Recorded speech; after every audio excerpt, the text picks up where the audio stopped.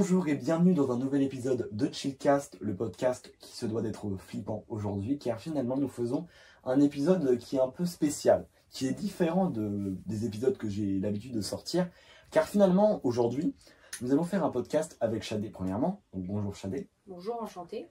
Nous allons faire un podcast du coup sur Halloween où nous allons raconter un peu à la façon de Squeezie pour ceux qui ont la ref, des histoires d'horreur. Alors, ce podcast est assez différent, encore une fois, car finalement, il y a 3 caméras qui nous filment actuellement. Ça fait un peu bizarre d'ailleurs de les voir comme ça, mais on a l'impression d'être attaqué. Mais finalement, ça va être assez intéressant de voir ça. Attention, l'araignée sur... Bien sûr, oui, l'araignée. Alors, on va essayer quand même de vous décrire pas mal de choses pour ceux qui suivent le podcast directement sur les chaînes d'écoute, comme Spotify, Deezer, etc. Mais aussi pour vous, les personnes qui suivent sur YouTube, vous allez pouvoir avoir le privilège de voir notre studio où finalement ça a toujours été filmé. Hein. Finalement, c'est exactement pareil quand c'est filmé en règle générale, sauf que des fois, c'est un peu différent parce que on va avoir des fois des choses qui vont changer dans mon étagère de Funko Pop qui est juste là. Pour vous expliquer un peu le décor, je te laisse l'expliquer finalement, Shadé, sur certains points. Qu'est-ce qu'on a voulu faire comme décor? Alors, c'est assez mélangé parce qu'il nous manque encore quelques décors comme les bougies. Et d'ailleurs, avant que tu continues, je te laisse appuyer sur un bouton. J'ai... Voilà. Juste un coup sec. Hein. Mais attends, je vais pas me faire asperger le visage. T'inquiète. D'accord. Appuie sur... Ouais. Petite surprise du coup. Rouge. Stop. Mais j'appuie qu'une fois. Voilà. Donc, voilà, c'est un peu la spécificité aussi de cet épisode, c'est que du coup, on a un peu de fumée qui est là pour nous enfumer finalement. Donc continue ce décor. Oh la vache, wish. T'inquiète. Ce décor, comment il est? Tu peux le décrire un peu? Parfumé. Alors, nous avons un cadavre accroché avec une sorte de... Tu sais, des bandages qu'on met en mode ne pas y aller, interdit. Appuie sur le truc pour éteindre l'appareil fumé, sinon il va brûler. Derrière, débranche la prise en fait. Les 2 prises, il y a 2 prises normalement. Ouais. Débranche. Stop, allez. Oui, du coup, du coup, pour ceux qui n'avaient pas compris, c'est les polices. Souvent, ils mettent ça quand il y a un cadavre. Oui, comme on le voit dans les séries télé. Et sur le cadavre, ça a essayé de représenter un petit corps. Donc, c'est censé être... Un enfant. Je sais pas s'il faut qu'on censure ça. Bref. Nous avons aussi une sorcière. Là, on n'a pas activé le mouvement. On en mettra à la fin pour ceux qui veulent. Avec une araignée accrochée à son bras où elle tient sa baguette. Et on a mis quelques toiles d'araignée. Là, on a une sorte de cape rouge. Et d'ailleurs, pour ceux qui ont la ref, nous avons toujours l'image qui est à gagner en version Halloween. Une illustration avec des bandages de sang. Un peu horrifique. Attendez, on avait oublié d'allumer ça. Petit élément de décor qui arrive. Tu veux pas le mettre au centre? Parfait. C'est sûr. Attends. C'est bien comme ça. C'est comme ça. Et voilà la petite bougie qui manquait Voilà. dans le décor. Bon, alors ça va faire un peu bizarre, mais on va devoir commencer notre podcast. Alors cette fois-ci, on est plus du coup sur l'aspect podcast qui va commencer, donc avec les 2 histoires d'horreur. Donc d'abord, nous allons raconter une histoire courte et une histoire longue.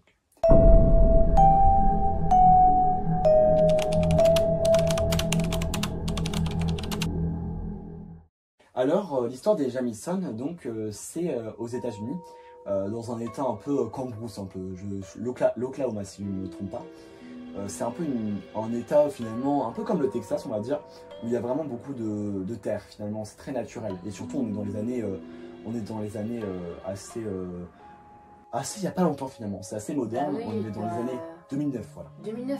Ah oui. Exactement, mais on reste toujours dans ce côté rural des États-Unis, un peu western, on va dire. Et donc, c'est une famille de 3 personnes. Alors du coup, on a le père, la mère et l'enfant. Ces 3 personnes, je tiens à préciser que c'est vraiment les éléments principaux de l'histoire parce qu'en fait, il y a aussi un enfant qui est le demi-frère de la petite fille parce que finalement, on a le fait que le père s'est remarié. Donc voilà, c'est un peu une famille recomposée, mais au moment des faits, le petit garçon n'est plus là. Okay, enfin, il est avec sa mère. Et donc on a cette famille assez banale finalement, pour te dire, c'est un peu une famille assez classique. Et on va avoir un événement qui va tout changer, c'est que finalement, le père il va avoir un accident de voiture. Il va avoir un accident de voiture et ça va vraiment l'endommager moralement déjà, parce que ça fait bizarre d'avoir un accident j'imagine, mais aussi physiquement, parce qu'il va avoir la colonne vertébrale qui va être vraiment pas sectionnée mais vraiment très endommagée. Du coup il ne peut plus vraiment travailler. Et donc ça va être à la mère de travailler et de ramener financièrement l'argent, parce que sinon ils n'ont plus d'argent. Vraiment c'est la galère financière, c'est la merde quoi. Et en fait ce qu'ils vont faire, c'est qu'ils vont... c'est que la mère en fait elle va essayer de travailler. Et elle va travailler, mais ça va pas être forcément très bien la situation, parce que on va avoir la petite fille qui va dire qu'elle a une amie imaginaire. Cette amie imaginaire, elle est appelée Emily. Alors cette amie imaginaire, on pourrait penser que c'est un peu banal. Enfin, pour vous dire, je pense qu'il y a beaucoup de petites filles qui ont des amis imaginaires, surtout à son âge, parce que pour vous dire, elle a que 7 ans. Elle est fille unique, donc je suppose ouais. qu'elle s'imagine des choses. Et exactement, et c'est ça. Et sauf qu'en fait, sa mère, elle va vraiment le prendre au sérieux. Elle va se dire, mais les lieux sont hantés. Les lieux, c'est pas normal en fait ce qui se passe. Ce qui se passe, c'est pas normal. Ce qui se passe, c'est qu'il y a un démon, une entité démoniaque qui en veut à la famille. Mais donc, à votre avis, quelle est la meilleure idée pour combattre les démons? Et acheter des balles de fusil, mais bénites, attention. Donc c'est-à-dire que la mère va acheter des balles bénites à l'eau, pour vous dire, pour ceux qui ne savent pas. Attends, ça veut dire que elle a mis des balles de fusil non, dans c'est vraiment acheté spécialement, c'est des balles bénies. Donc c'est un prêtre, je pense, qui bénit des balles. Enfin, je sais pas comment ça se passe, mais en tout cas, c'est des balles bénies. Attends, elle tire vraiment avec une arme à feu ou... oui, elle tire dans le vide. Elle l'a pas utilisé, mais elle les a achetés parce qu'en fait, elle avait peur. Elle voulait combattre le fantôme à coups de fusil. Bon, écoutez. Donc en fait, elle sentait quelque chose d'étrange. Et ça fait qu'elle a vraiment pris au sérieux l'histoire de l'ami imaginaire. Exactement. Et au-delà de ça, c'est qu'elle va taguer des murs voisins en marquant, des chats sont morts dans la région. C'est pas vraiment exactement ça, parce que la traduction est un peu foireuse, pour vous dire. Il y a marqué en fait clairement qu'il y a des chats qui sont morts. Et déjà, c'est assez bizarre. Enfin, déjà taguer des murs comme ça juste pour marquer les chats sont morts. Les murs dans la maison ou à l'extérieur? À l'extérieur, sur les murs voisins, il y a marqué les chats sont morts dans le voisin, dans la région. Donc c'est assez bizarre quand même ce qui se passe. Et donc vraiment il se passe tout ça et c'est trop bizarre ce qui se passe. Donc déjà pour essayer de faire un soutien moral, ils vont acheter un petit chien à la petite fille. Et d'ailleurs on va essayer d'oublier la petite Émilie et la fille imaginaire quoi. Ouais, on va en reparler dans tous les cas dans quelques instants. Et donc voyant tout ça, ils ont envie de déménager. Ils vont déménager, mais ils vont vraiment acheter, mais quand je vous dis un grand terrain, c'est qu'ils vont acheter genre 3 fois un stade de foot niveau espace. Un stade de foot, mais un grand stade de foot. C'est le stade de France quoi. Ah ok. 3 fois, parce que là il a acheté, je sais plus ils achètent combien d'hectares, mais c'est énorme ce qui se passe. Et du coup là déjà quand la police va avoir ça plus tard par rapport à leur disparition, eh bien ils vont se dire mais comment c'est possible qu'une famille qui n'a aucune ressource financière, parce qu'il n'y a que la mère qui travaille.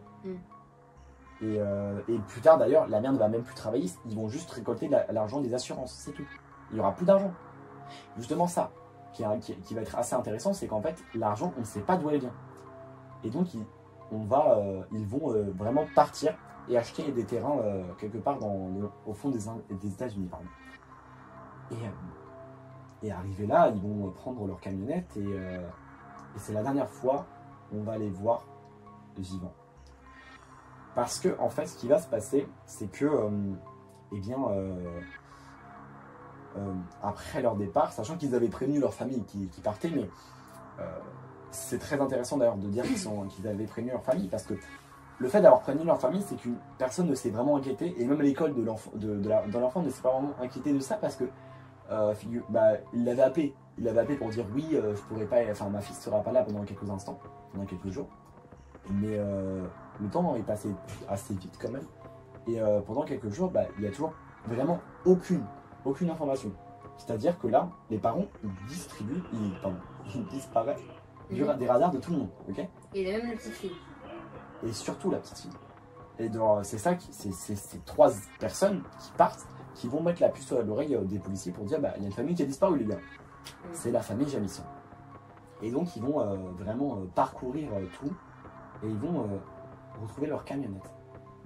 Alors, leur camionnette, elle était dans un état assez normal, hein, pour vous dire, c'était pas non plus, elle n'était pas délabrée, hein, mais elle était dans un état normal.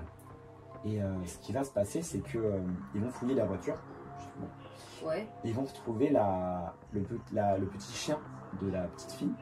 Et qui est encore en vie. Il est encore en vie, mais il est affamé, il est vraiment, il est très très mince parce qu'il n'a pas mangé depuis 7 jours.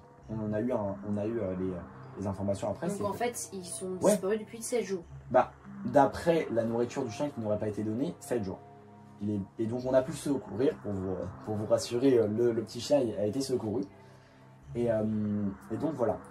On va retrouver aussi un élément qui va être assez étrange, c'est des liasses de billets.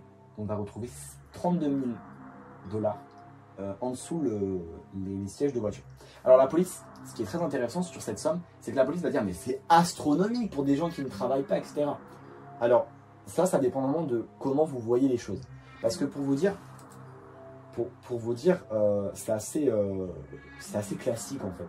En France, je ne sais pas, mais les personnes qui vont vraiment récolter de l'argent, qui vont économiser, on peut avoir des sommes assez grandes, surtout s'ils sont deux. Parce que si on divise cette note, ça fait 32 000, ça fait 16 000 € par personne. Écoutez, si vous faites des économies, 16 000 €, c'est pas choquant. Vous voyez? Mais donc ça voudrait dire quoi? Ça veut dire que tous les économistes sont dans le camion. Donc ça voudrait dire qu'ils sont là, qu'ils se sont partis. Ils se sont partis de chez eux. Pourquoi? Pour partir toute leur vie. Et c'est pour ça qu'ils ont pris toute leur économie. C'est parce qu'ils comptaient partir pendant longtemps.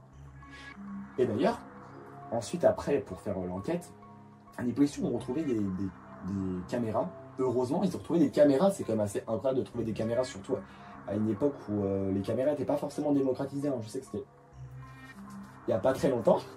Mais les caméras, ils sont à une certaine époque, ont toujours été avec image mais sans son. Alors là, non, on a le son. Mais en fait, la caméra, c'est pas du tout chez eux à la base. C'est juste des caméras qui filment aux alentours, ok?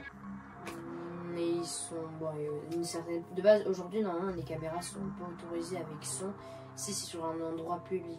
Après, les États-Unis, c'est différent. Et à l'époque, on n'avait pas vraiment de loi là-dessus. Oui, c'est vrai. Et donc là, on a les enregistrements. D'ailleurs, je ne sais pas si on pourra mettre les images parce qu'on les a en très mauvaise qualité, mais on va essayer de mettre les images. On voit les deux parents qui sont en train d'emballer de mettre leurs affaires dans la voiture, mais de manière très bizarre.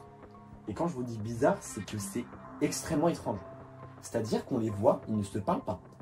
Des fois, on voit la mère qui fait des allers-retours sans rien en main. C'est-à-dire que vraiment, elle tient ses bras comme ça elle allait ramener quelque chose, et il n'y a rien dedans. Et elle va faire des allers-retours à vide comme ça, plein de fois. Et ils ne se parlent pas, c'est-à-dire qu'ils se croisent plein de fois, la mère et le père, ils ne vont pas se parler. On a vraiment cet aspect vraiment très mécanique, comme si c'était des robots, qui va vraiment choquer tout le monde, parce que c'est bizarre ce qui se passe. Et en fait, on n'aura jamais le fin de mot de l'histoire de pourquoi ils ont disparu, premièrement, et de pourquoi on a cet enregistrement qui nous montre des personnes qui ne sont pas du tout dans l'état habituel.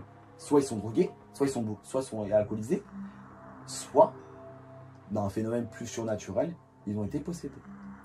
Mais aujourd'hui, enfin dans cette époque-là, quand la police fait leur recherche on n'a rien. Les caméras, on va forcément se dire que soit ils sont drogués, soit alcoolisés. Parce que les phénomènes surnaturels pour la police, ça n'existe pas. Oui, mais après, nous, on peut penser ce qu'on veut sur l'effet naturel, parce que c'est des croyances, ça. Mais ce qui s'est passé, c'est que cette histoire s'est passée en 2009. En 2013, on a retrouvé des ossements dans la forêt. Ces ossements appartenaient effectivement au père, à la mère et à la fille de la famille Jamison. Ces ossements, ils étaient normaux. Vraiment, il n'y avait pas de sauvagerie, on ne voyait pas du sang encore. Et c'est logique, hein. Je vous rappelle quand même que c'était passé il y a 4 ans. Donc quand on revoit les os, on n'arrivera jamais, mais bien jamais, à retrouver la cause de leur mort. Donc c'est-à-dire que la famille Jamison est parti du jour au lendemain avec toutes leurs affaires, avec leurs économies, sans prévenir presque personne de leur départ qui va être prolongé. Et surtout, ils ont été d'une bizarrerie à toute épreuve avant de partir. Et on n'en saura jamais plus. Voilà, c'est la fin de l'histoire. Waouh. Alors, pour vous dire, c'est une histoire qui est assez connue, mais qui est assez mystérieuse. Hein. Pour vous dire, on n'a pas vraiment le fin mot de l'histoire. Hein. Mais genre, en fait, c'est juste, je suis en train d'imaginer, c'est que, tu vois, ils sont partis. En fait, c'est surtout, c'est que la mère, elle avait un truc, elle trouvait un truc louche sur l'histoire de la... Enfin, il y avait toujours un truc louche sur l'histoire de la fille imaginaire. Donc on peut en fait tous se penser que la fille imaginaire, elle a possédé la famille et a dit de leur partir. Mais bien sûr, non mais c'est là après, moi ce que je peux dire, c'est juste que moi, d'après moi, la fille Émilie, ça peut être comme tout le monde. Enfin, moi j'ai jamais eu d'amis imaginaires quand j'étais psy, mais je sais qu'il y en a pas mal qu'on en a eu. J'en ai eu. Ça s'appelait comment? Oui, ça s'appelait comment? Je sais pas, en fait, j'ai une amie imaginaire, j'avais plusieurs Il n'était pas humain. Différents. Plusieurs prénoms différents, mais en vrai, c'était une Bob le ballon, enfin logique, Bob le ballon, Jacques la sonnette. N'importe quoi. Non, en vrai, non, mais moi par exemple, quand t'es tout seul et tout, et que t'as pas envie de jouer, par exemple, moi j'ai une petite soeur, mais des fois, une soeur, quand elle voulait pas jouer avec moi, elle me disait, bah non, j'ai pas envie de jouer avec toi. Je fais, ok, je vais jouer avec mon ami imaginaire, parce que moi j'ai un ami, tu vois. Tiens, je faisais des trucs comme ça. Bon, c'est gamin. Mais tu vois, genre, je pensais pas genre à des trucs surnaturels. Je m'imaginais dans ma tête qu'il était là, en fait. Tu vois. Mais ça veut pas dire que je pensais vraiment qu'il était là. Au bout de 2 secondes, je l'oubliais, quoi. Enfin, c'était un truc comme ça. Ce que la mère fasse et acheter des balles bénies, c'est quand même assez incroyable. Et surtout, je l'ai pas dit dans l'histoire, j'ai oublié, mais elle a acheté une Bible satanique pour justement éloigner les démons. Et à se balader comme ça en pleine rue avec une Bible satanique comme ça et à dire partez de chez moi, sortez de ma vie.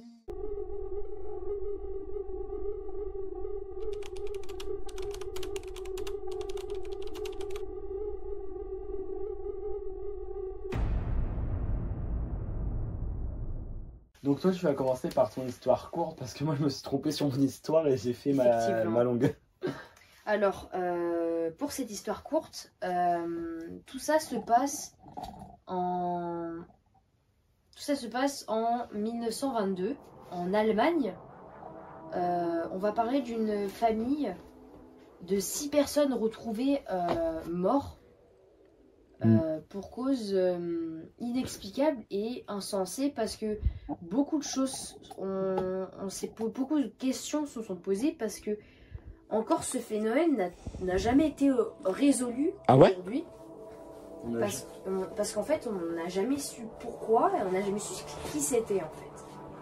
Donc tout se passe en fait dans une petite ferme à Hinterkaifeck.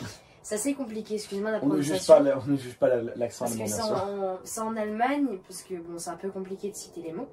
Mais donc tout se passe là-bas, dans une petite ferme, donc une famille de 6. Donc il y a le père, sa femme, sa fille et les 2 petits-enfants en plus. Donc ça fait une famille de, si je dis pas de bêtises, de 5. Et plus sa domestique, ça fait 6.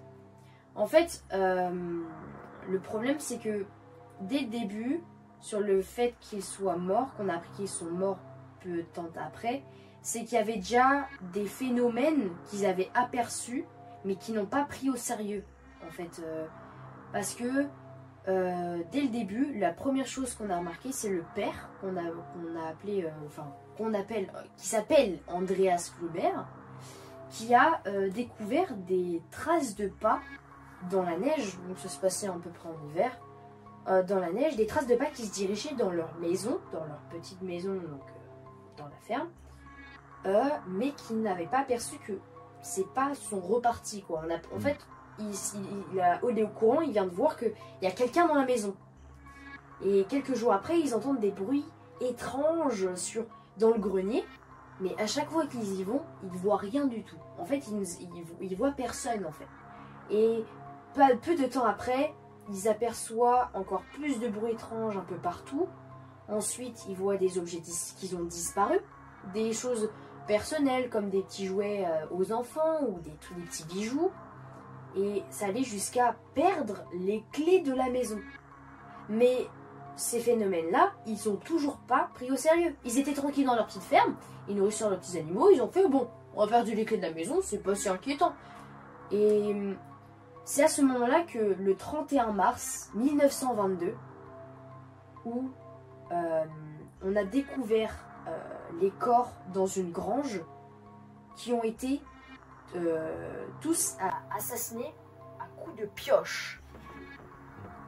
Donc le meurtrier, il est venu et a tué chaque corps un par un avec une pioche en fait dans la grange. Et pendant ce temps-là,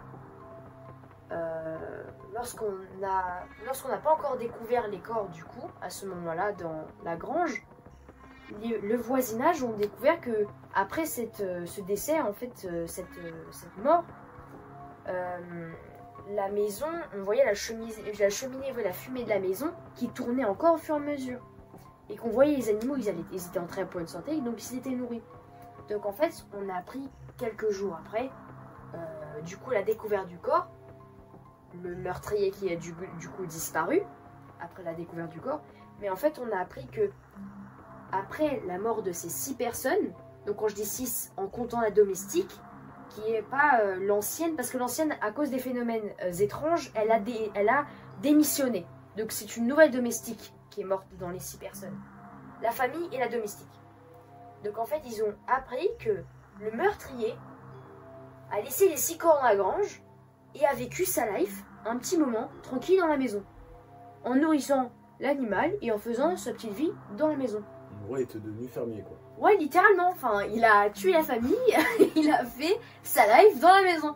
Et en fait, puisqu'il est porté disparu, on a fait de nombreuses enquêtes et on a soupçonné le voisinage jusqu'à un membre de la famille. Alors que tout ça, c'est juste à cause du meurtrier. Et en fait, encore aujourd'hui, on ne saura jamais, et c'est encore un phénomène en fait flippant et étrange qui tourne en Allemagne, parce que y a cette histoire est en fait traumatisante, parce que on ne saura jamais qui c'était cet homme, qui a tué cette famille, pourquoi il a fait ça et pourquoi il continue à vivre dans cette maison, tu vois. Et en fait, on se pose plein de mille questions en fait. On se dit c'est peut-être le proprio qui a dit bah non en fait je vais récupérer la baraque, ou soit plein de trucs en fait, ou soit c'est vraiment quelqu'un, un ami ou quelqu'un de méchant qui voulait vraiment tuer cette famille, quelque chose. En fait, on ne sait pas, on ne saura jamais. Et en fait, c'est ça le mystère et qui tourne encore aujourd'hui, qui n'a jamais été résolu. Et on n'a jamais su qui c'était.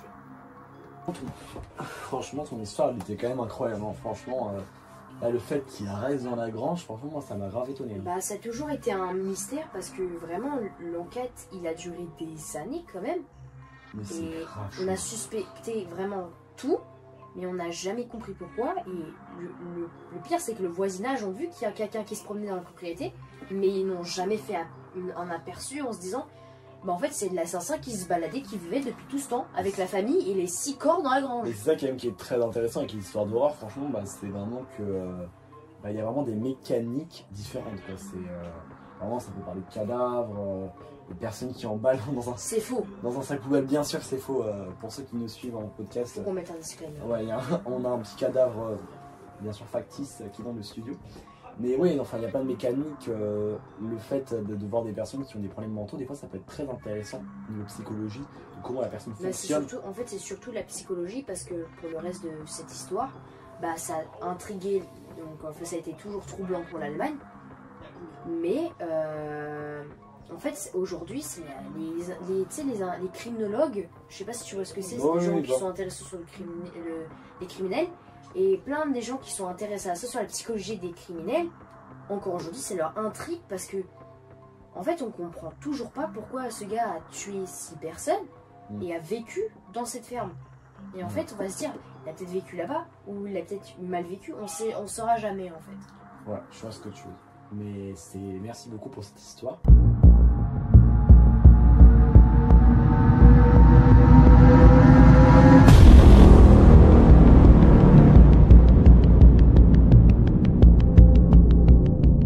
Maintenant, on va pouvoir passer à mon histoire courte. Alors, même si la tienne était assez quand même bien, enfin, elle était assez longue quand même, en vrai, ça va. Oui, pour une histoire courte, oui. Et moi, je vais vous raconter une légende, ou peut-être la vérité, on ne saura jamais.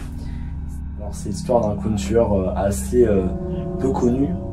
Là, c'est pour ça que je tiens à le préciser avant de raconter l'histoire, c'est qu'on va partir quand même sur plus de l'imagination et moins des faits actuels. Okay, donc, c'est plutôt une histoire d'horreur plus fausse. Okay. Ah, elle est fictive. Elle est fictive, mais pour un peu compenser, elle est beaucoup plus horrifique. D'accord. Donc tout se passe aux États-Unis encore une fois, parce qu'il se passe quand même pas mal de dingueries aux États-Unis. Et on est dans les années 30, et dans ces années-là, franchement, on va dire que la période du clown tueur n'a pas encore été passée. Hein, parce que la période du clown tueur, pour vous dire, vraiment, elle est arrivée avec ça, on va dire. Avec cette période où on avait toujours cette... Vous n'avez pas des anciens peut-être? Ouais, mais c'est vraiment pendant ça où on a vraiment eu cette fascination du clown tueur. Le clown tueur a vraiment... C'était vraiment dans le film ça, quoi. Ouais, bah oui, mais après il y avait le ça ancien qui est sorti. Parce qu'il y a un ça là, qui était sorti à l'époque. Mais dans les années 30, on n'a vraiment aucune chose de ça. Et en fait, c'est surtout intéressant de prendre ces années-là parce que ces années-là, on n'a vraiment pas beaucoup d'enquêtes policières en fait. C'est surtout des croyances et des policiers qui ne sont pas vraiment très efficaces. Voilà. Et surtout, on n'avait pas la voiture qui est vraiment très démocratisée à l'époque. Et donc, on a un jour une personne qui va s'appeler Michel Delacroix. Donc, Michel Delacroix, son nom paraît très français, mais il habite aux États-Unis parce que son père est français à l'époque et sa mère est américaine, donc c'est pour ça que c'est un franco-américain. Et donc, cette personne, elle est très touchée, on va dire, psychologiquement, c'est-à-dire qu'en fait, elle n'est pas du tout forte psychologiquement. C'est une personne qui est très sensible. Elle est hyper sensible, elle a du mal à rester avec les gens, à parler avec les gens. C'est une personne qui est très reclue du monde et qui essaie de limiter au maximum les contacts physiques et les contacts finalement même moraux, tu vois. C'est-à-dire que même pour aller au médecin, c'est sa hantise à Michel. Donc vraiment, il essaye vraiment d'éviter tout ça. Et ça a été dû parce qu'il n'a pas eu vraiment de sa mère qui était près de lui, et ni son père d'ailleurs, parce qu'il était un peu orphelin, livré à lui-même chaque jour, parce que sa mère allait au casino et son père a travaillé. Donc vraiment, on n'avait pas vraiment... Il n'avait aucune figure, il était livré à lui-même. Il n'avait pas une sorte de figure assez paternelle. Il avait rien, il avait même pas de figure maternelle, il avait rien, il était tout seul, il se faisait des pâtes au beurre comme tout le monde. Enfin, sauf que là, c'était pas lui, c'était pas sa mère qui la faisait, qui faisait sa cuisine ou son père, c'était lui-même, il était livré à lui-même. Et c'est pour ça peut-être qu'on peut comprendre ce qui s'est passé ensuite. Alors on peut pas dire ce qui s'est vraiment passé ensuite, c'est tolérable, mais ça peut expliquer ça. En fait, du coup, pendant son enfance, donc dans les années 20, eh bien, on va dire ça s'est passé assez bien, enfin, il n'y a pas eu de problème. C'était une personne qui parlait très peu, qui se faisait harceler malheureusement, mais il n'y avait pas forcément de problème. Je veux dire, pas de gros problème, on va dire, il ne tuait pas des gens. Ce qui arrivait par la suite. Donc dans les années 30, il a 10 ans pour vous dire, et c'est à ce moment-là où on peut dire que l'histoire a commencé. Un jour, il en a eu marre. Michel, il s'est dit, ma vie, c'est de la merde. Il se l'est dit comme ça, il se l'est dit, c'est de la merde. J'ai pas de père, j'ai pas de mère, j'ai rien. J'ai aucune figure, je n'ai pas d'amis, je n'ai rien. Il est tout seul face au monde. Et du coup, un jour, il s'est dit, il faut que ça change. Il faut que ça change. Alors, au lieu de parler à un psychologue ou essayer de se faire des amis, il a décidé de faire l'inexplicable et l'irréparable. Il a décidé un jour, lorsque sa mère rentrait, de poignarder sa mère avec 6 coups de couteau. 6 coups de couteau. Il a tué sa mère. Et cela pourrait s'arrêter là. Il a caché le corps, effectivement, tel le cadavre qui est dans notre studio. C'est pas vrai. Et ensuite, son père est arrivé beaucoup plus tard, il est arrivé quelques heures après. Il a vu que sa mère n'était pas là. Il a essayé de retrouver son fils. Et son fils lui a sauté à la gorge et l'a mordu jusqu'au sang à la gorge et a tué son père de ses dents, tel un chien enragé. Alors, on pourrait dire que l'histoire pourrait se terminer là et qu'il aille en prison ou dans un hôpital psychiatrique. ou même la peine de mort, parce qu'à l'époque ça existait. Et finalement, la justice a pris du temps à faire le lien, parce que, pour vous dire, c'est-à-dire que là, les deux personnes étaient quand même... Enfin, sa mère jouait au casino, elle n'avait pas non plus beaucoup d'amis, et son père, il était au travail, mais il n'avait pas non plus beaucoup d'amis. Et ça se passait dans des années assez... Oui, anciennes. les années 30, c'est ça, c'est juste qu'en fait, ils n'avaient pas beaucoup d'amis, c'était une famille qui avait très peu d'amis, même lui, c'est pour ça qu'il était comme ça aussi. Mais en fait, c'est qui est compliqué sur le fait de condamner... Il n'y a rien. En fait, c'est le condamner un enfant qui tue ses parents, ça a toujours été assez compliqué mais pour la justice. C'est pas ça qui l'a fait devenir connu. C'est-à-dire que là, Michel, il a tué ses parents, certes, ce qui est extrêmement grave. D'ailleurs, je vous conseille la série des frères, je ne sais plus quoi, sur Netflix. Monstre, c'est des frères, ouais, j'ai oublié. Moi aussi, j'ai commencé la série. Et franchement, j'ai adoré cette série parce que ça joue vraiment sur la psychologie. Et en fait, pendant longtemps, on va les aimer un peu. C'est un peu bizarre dit comme ça, mais on va un peu les comprendre. Et à la fin, on va pas du tout les comprendre. On va vouloir qu'ils fassent la peine de mort, ce qu'ils ne vont peut-être pas faire. Regardez la série, on va vous spoiler. Tu m'as un peu spoilé moi, mais vas-y. Et pardon. T'inquiète. Et donc voilà, il a tué ses parents, mais en fait, la police, elle va pas du tout essayer de les retrouver parce que du coup, je vous l'ai dit, ils ont pas beaucoup d'amis. Et donc voilà, et pas beaucoup de famille non plus. Et donc un jour, il s'est dit qu'il avait aimé ça, que ça lui avait procuré une émotion qu'il n'avait jamais ressentie. Cette émotion, il voulait la retrouver telle une drogue, en fait. De tuer des gens, c'était sa drogue. Et il va le refaire, mais cette fois-ci, il va le refaire à une plus grande échelle. C'est à ce moment-là, alors qu'il était encore à l'école, parce que je vous rappelle que l'épisode de son meurtre avec ses parents là, c'était quand il avait 10 ans. Il avait 10 ans? Il avait 10 ans. Non. Donc c'est pour ça que je vous dis que là... Le gamin avait 10 ans, il s'est dit, bah vas-y, j'ai une vie de merde, je tue mes parents. Il va encore aller à l'école après, et c'est justement ça qui va se passer. C'est que la personne va vraiment, Michel, il va vouloir donc reprocurer cette émotion, comme je vous l'ai dit, cette émotion un peu comme une drogue, de tuer des gens, et il va la faire comment? C'est-à-dire qu'il va dire, bah je vais tuer tout le monde. Alors beaucoup de personnes penseront qu'il va les tuer d'une façon assez brève, on va dire, entre gros guillemets quand même. Il va vouloir les tuer d'un coup sec ou je sais pas quoi, exploser l'école par exemple. Ou ça peut être une solution. Enfin, c'est un peu bizarre dit comme ça, mais oui. C'est-à-dire que là, lui, il ne veut pas seulement tuer des gens, il veut le tuer de sa main. Et donc c'est pour ça qu'il va directement poignarder chaque jour un élève. Un élève ou une personne de l'établissement, il va poignarder un jour. Et c'est comme ça qu'en fait, pendant 1 an, une école tout entière, elle va être poignardée de sa main par Michel. Chaque jour différent, il avait quelqu'un qui était mort. Donc, alors, c'est pour ça justement que... Mais il a été quand même suspecté à un moment. C'est pour ça que justement, ça n'a pas été très malin de sa part. C'est-à-dire que la police arrivait très rapidement parce que à partir du moment où il y a 3 gamins qui sont morts à 3 jours d'intervalle, c'est pas normal. Donc c'est pour ça que la piste... Mais il a réussi à tuer combien d'élèves? La piste est directement arrivée, donc c'est pour ça qu'il a été suspecté directement au bout du 5e élève. Il a été emprisonné au bout du 10e, parce que chaque jour il le faisait. Et c'est au bout du 10e élève qu'il a été dans la prison... la prison, vraiment elle est super célèbre, qui est sur une île, qui est d'Alcatraz, si je ne dis pas de bêtises. Et cette prison, il est y allé et il a été emprisonné pendant toute sa vie. Et il n'a jamais pu ressortir, mais après sa mort, on suspecte peut-être que son esprit est encore là et que tous les tueurs en série seraient peut-être une réincarnation de Michel Delacroix. C'est la fin de l'histoire. Wow. C'est pour ça que je vous dis c'est légèrement plus horrifique parce que pour vous dire c'est que là vous pouvez un peu vous rassurer dans le sens où vous pouvez vous rassurer en vous disant c'est faux alors que les nôtres, c'est qu'on vous a raconté juste avant, et bien non vous ne pouvez pas vous rassurer car c'est vrai. Donc, voilà.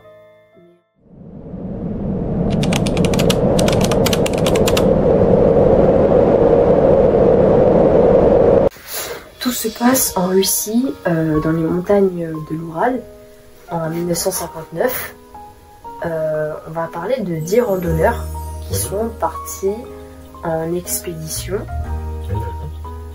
par les montagnes de l'Oural. Pour expliquer celui-ci, en fait, c'est des montagnes qui séparent l'Europe et l'Asie. Voilà. Et en fait, ces 10 randonneurs, en fait, ils savent pas qu'ils vont pas revenir de leur expédition, tout simplement. Cette expédition, c'était surtout parce qu'ils venaient tous d'un institut où ils ont été diplômés d'un institut de Polytechnique.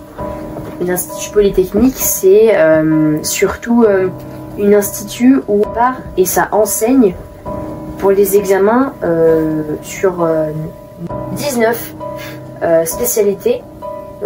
J'entends citer 3, la technique logistique et la comptabilité. Et la technologie, bon, ça c'est un truc en plus. Mais c'était surtout sur ça, la Polytechnique. Et ils vont partir en expédition à l'oral. Comme je dis, on va pas savoir qu'ils vont revenir. Mais entre-temps, lors de ce départ, il y aura un leader qui va gérer ça en fait, qui s'appelle Igor Dyatlov. C'est pour ça qu'on appelle cette histoire l'incident du col Dyatlov. Le leader, Igor, c'est lui qui a tout organisé en fait. Et il a fait que cette organisation de cette expédition dure au moins 2 semaines. Et il y en a un qui s'appelle Yunin Yundi qui va, dès le départ du voyage, ne va pas continuer avec eux malheureusement pour cause de problèmes de santé. Mais en fait, il va pas savoir qu'en fait, ça sera le seul survivant en fait après cette expédition. Parce qu'il en fait, il n'est pas parti. Donc, ce qui veut dire, c'est qu'il y a 9 randonneurs qui sont partis en fait en expédition. C'est lorsque c'est le 26 février. Après donc 26 février, ça fait déjà un mois passé et qu'on n'a plus de nouvelles en fait des randonneurs, des 9 randonneurs qui sont partis. Donc on peut, en fait, on va se dire qu'en fait ils sont littéralement morts ou portés disparus dans les montagnes. Et on les a retrouvés en fait un mois après. Et on a découvert leur campement dans une montagne. Alors j'ai oublié le nom, mais on le surnommait les montagnes de la mort. Et en fait, on les a retrouvés et on a aperçu que en fait, les tentes étaient ouvertes de l'intérieur et qu'on a aperçu qu'en fait, qu'on s'est dit en fait, ils se sont dit les inspecteurs quand ils ont découvert ça, qu'ils sont ils ont fui de quelque chose, les randonneurs, ce qui fait que qu'en fait ils ont compris qu'ils sont morts et qu'ils ont disparu pour cause de quelque chose à ce moment-là et à cette nuit-là en fait lors de cette expédition. On a pu retrouver les corps en fait et on voyait que certains étaient un peu éparpillés partout, mais qu'ils étaient tous un peu proches parce qu'on a aperçu qu'en fait ils revenaient. On a aperçu que certains étaient en sous-vêtements, donc ça on n'a pas trop compris, ça reste un épisode assez particulier, mais on a trouvé certains du coup en sous-vêtements. On a vu qu'ils avaient des fractures au crâne et aux côtes. Fractures? Ouais, des fractures en fait. Et en fait, on a aperçu qu'il y en a qui ont justement des fractures et il y en a qui sont morts pour cause d'hypothermie. Parce que, faut le dire et préciser, que cette expédition, il faisait moins 30 degrés et ils sont en sous-vêtements. Donc, pour te dire que. C'est la montagne. La montagne, tu survis pas en sous-vêtements, sache-le. Hein. Et du coup, il y en a qui sont morts par hypothermie en plus, et il y en a qui sont morts par fracturation. Et les médecins légistes diraient que c'est littéralement comparable à un accident de voiture. Ils sont en voiture alors qu'ils étaient en montagne. Oui, ils étaient en montagne. Parce que il y en a, ils se sont blessés, forcément. Mais après, il y a les choses qui ont été encore plus étranges dans cette blessure. C'est qu'il y en a qui avaient même plus de langue. Qu'ils avaient plus de langue en fait dans ce cas. Et il y en a qui avaient des choses radioactives, enfin des choses, je sais pas comment l'expliquer, mais quelque chose d'essai louche en fait qui s'est retrouvé sur le corps. On peut apercevoir comme ça comme des brûlures, mais en fait ça fait que tout cela, tout ce chose paranormal a fait que ça fait énormément de théories, comme je disais. Et les 3 théories pour cette histoire, le fait qu'il soit dans cet état-là, c'est 9 randonneurs. Je précise donc qu'il y avait 7 hommes et 2 femmes. Du coup. Dans aucun cas vivant, ils sont tous les 9 morts. Et ils sont 9 morts parce que le 10e, comme je t'ai dit, il est parti, il a abandonné pour ses problèmes de santé. Et en fait, il a rien fait, mais en fait, il va après cette tragédie, il va apprendre qu'en fait c'est lui seul survivant en fait depuis le départ de cette expédition. Et en fait, les trois théories, c'est soit l'histoire qu'il y a un animal assez particulier qui fait ça, mais ça explique pas du tout le truc assez radioactif, assez la perte de langue, le fait qu'ils soient en sous-vêtements, ça explique pas grand chose. Ou sinon il y a l'expérience militaire à l'histoire du radioactif, comme je t'ai dit, qui fait que sa personne, c'est sûr, il y a des gens qui ont fait une expérience dans ces montagnes, et ces randonneurs, c'était le meilleur exemple, le meilleur du truc utilisé. Mais ça c'est chelou parce qu'ils avaient certaines blessures assez particulières, par exemple le perte de langue et les fractures du crâne et des côtes qui sont inexplicables. Ouais. Et après on a quelque chose d'assez que beaucoup de gens en parlent, qui trouvent ça chelou, c'est l'histoire des ovnis, des extraterrestres en fait. Et les gens pensent que c'est peut-être lié à ça aussi, mais ça pose beaucoup encore de questions. Et en fait, aujourd'hui, on ne saura jamais encore en fait pourquoi tous ces corps-là sont finis comme ça. Qu'est-ce qu'ils ont fui? Pourquoi ils sont dans cet état-là? Parce qu'on a littéralement des médecins légistes disent que c'est un accident de voiture, alors que ils venaient juste de montagne.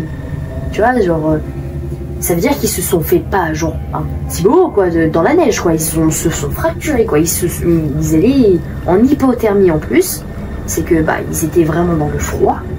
Donc en fait ils ont fui quelque chose, on ne saura jamais de ce qu'est-ce qu'ils ont fui, et on ne saura jamais comment on peut les blesser, parce que comme je te le redis, quelqu'un n'avait pas plus sa langue. Pourquoi il n'avait plus sa langue? Tu vois, c'est ça qu'on se pose encore aujourd'hui. Mais du coup voilà, on saura jamais pourquoi et comment c'est possible qu'on ait à arriver à ce niveau.